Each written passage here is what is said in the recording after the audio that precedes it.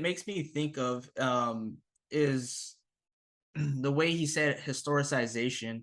Um, would you say, and this is because like as for early Lacan, um, he was definitely influenced like not just by phenomenology of like the French, but of Heidegger.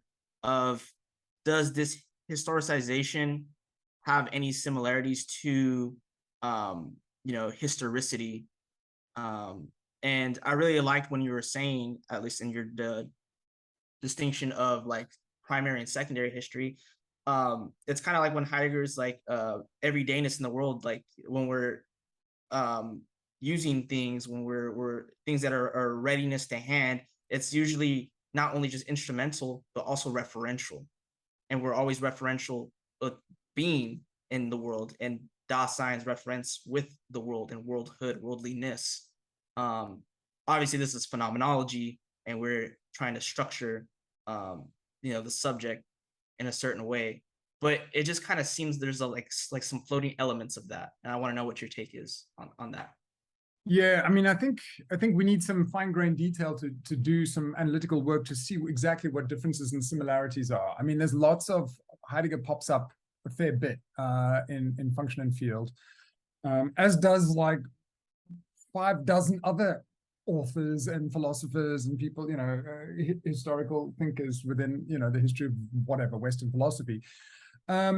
But of course, there is that obvious echo, and in a way, maybe also, if I say this guardedly, some limited parallel about how for me at least, the very notion of being unto death, it echoes something of what Lacan is doing here. Although, we would need to be careful not of conflating the two. The point you just made is a lovely one. I hadn't thought about it in those terms. And of course, if I knew more about Heidegger, I would be able to say something more knowledgeable about what's the same and what's different. But I think if I were to venture or to risk a distinction here, it feels to me that in Function and Field, Lacan is going to insist on, or always kind of want, the signifier to be more omnipresent, to be more integral at some level to subjectivity than it would be for Heidegger. I mean, maybe that's just a basic assertion. So I think while there's going to be interesting parallels, that point is one that's worth bearing in mind. I mean, it makes sense too, because we're working with the subject, whereas Heidegger was working with something hermeneutical. He wanted to place being as something, and a reason why I also wanted to bring up Heidegger is because of the fact of what you said is like there's always symbolization, which situates the subjectivity in its historicization, secondary historicization.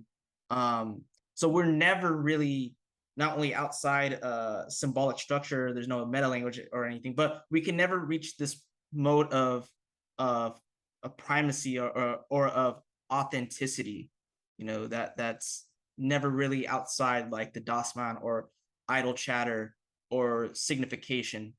But it's like to create, I guess, new symbolic structures or new signifiers to create new metaphors for somebody to at least enjoy their symptom without causing destruction upon oneself. Yeah, two thoughts come to mind as you're speaking. One is the whole full speech, empty speech thing is itself indebted to Heidegger, right? So there's strong debts to Heidegger in Function and Field and this period of Lacan. So first point. Second point, though, where are the differences? And I'm going to risk a very blunt generalization, which I found helpful. Both expert well, not so much Lacanians, I don't think would disagree with this. Maybe, Heideggerians or phenomenologists would. One of the things that to me seems a very apparent distinction, and it's very basic, very elementary, but it helps ground me. There's going to be overlaps. There's going to be interesting moments. And of course, you could also say that we've mentioned Sartre. The whole notion of the gaze, as it comes from phenomenology, is given a little bit of a reboot and a re-theorization, particularly by the time we get to Seminar 11. Interestingly, there, Merleau-Ponty is the phenomenologist who's cited more than Sartre in relationship to the gaze, but nonetheless. So once again, I want to just fly the flag and say, yeah, there's a certain influx of ideas that Lacan is utilizing. And the reason strategically I'm noting that is there's often, I think, a tradition within Lacanian theory to like oppose other ideas. Oh no, Lacan did this much better.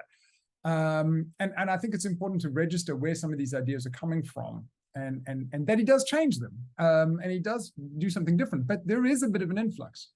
So just to say that, but for me, the real key difference, and maybe it's kind of basic, is that in so many moments in phenomenological thought, and one could say that in Heidegger, the Dasein at work in their workshop, when the hammer is intact, you have some kind of harmonious flow of Dasein in its practical domain. And whether we see it in Merleau-Ponty, and again, my understanding of phenomenology leaves something to be desired, but one of the gravitations, or what phenomenology often wants to find, is rather than a dichotomy, rather than the famous Cartesian problematic of a split or whatever, they find harmonies. They find something that works. And what we find in Lacan is much more pronounced sense of it not working. Now, of course, obviously, Heidegger makes this kind of nuclear moment in Heidegger is when the hammer is broken. So let's not make too many unwarranted extrapolations.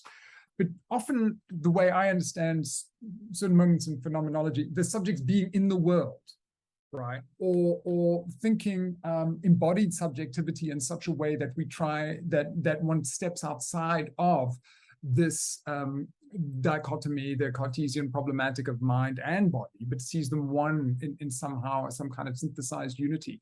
Just this does not really work for a Lacanian approach, which constantly, and maybe in an odd sort of way, you could even say is indebted to Heidegger for this, is constantly on the lookout for how things don't work. Now, the big Lacanian concept to introduce there is obviously a Freudian concept, but the work Lacan does on it kind of transforms it a little bit, is death drive.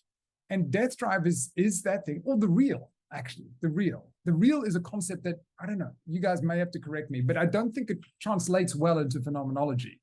And the real is the factor of impasse, the factor of impossibility, the factor of things not working, the factor of impediments, splits. This psychoanalysis doesn't do ontology, okay? That's not its project. But if it did do ontology, the real is one of its crucial aspects. And that's important because the subject's apparent adaptation to the world, Lacan rejects the concept, one's maladapted. Just as one doesn't recognize the image of oneself, one misrecognizes. So it's all the way through that fissure, that rupture, that splitting, that non-identical, that non-harmony. And that principle is really important. Anyways, that's just it's my little crib sheet, my little note when I'm trying to think about how various facets of a phenomenological perspective and a more Lacanian psychoanalytic perspective might be put alongside one another. And one seems to almost systematically look for or be aware of non-conjunctions, impossibilities. And the other seems a little bit more willing to, or to gravitate to, as it were, being in the world. Yeah, anyways, I've kind of gone overboard there, but I think you got my basic, somewhat polemical point.